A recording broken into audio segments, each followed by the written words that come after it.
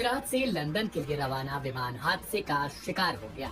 इस प्लेन में कुल 242 यात्रियों के सवार होने की खबर है।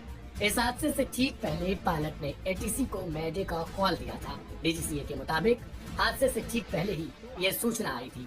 हालांकि कुछ देर बाद ही कम्युनिकेशन लॉस्ट हो गया। इसके कुछ देर बाद ही प्लेन ऊंचाई से नीचे आने लगता है और विमान रिहायशी इलाके में इमारत से टकराकर आग का गोला बन जाता है। इस हादसे में गुजरात के पूर्व मुख्यमंत्री विजय रूपाणी का भी नाम सामने आया है। उनकी सीट टूटी बताई गई। एक बड़ी जानकारी यह है कि प्लेन जिस बिल्डिंग से टकराया वहां अहमदाबाद के सिविल हॉस्पिटल के डॉक्टर्स रहते हैं। बिल्डिंग में रहने वालों को कितना नुकसान हुआ इसकी जानकारी अभी तक नहीं मिली। विमान में 53 ब्रिटिश नागरिक, पुर्तगाल के 7 नागरिक तो वहीं कनाडा का 1 नागरिक सवार था। बाकी बचे 169 यात्रियों को भारतीय बताया गया। यह ड्रीम लाइनर बोइंग 787 लंदन के लिए उड़ान भर रहा था।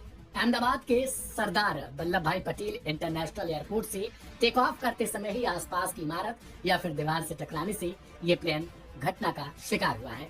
शुरुआती जानकारी के मुताबिक सरदार वल्लभ भाई पटेल इंटरनेशनल एयरपोर्ट में यह दर्दनाक हादसा हुआ।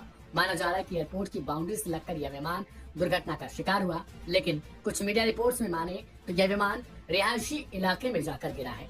जो शुरुआती तस्वीरें आई है उसमें देखा जा सकता है कि विमान के परखच्चे उड़ चुके हैं। राहत और बचाव का काम जारी है। एनडीआरएफ की कई टीमें घटनास्थल पर पहुंच चुकी हैं। यह हादसा मेघानी नगर में हुआ, जो अहमदाबाद एयरपोर्ट से 15 किलोमीटर के करीब है। ये एयर इंडिया की इंटरनेशनल फ्लाइट बताई जा रही है, जो टेक ऑफ के कुछ देर बाद ही क्रैश हुई।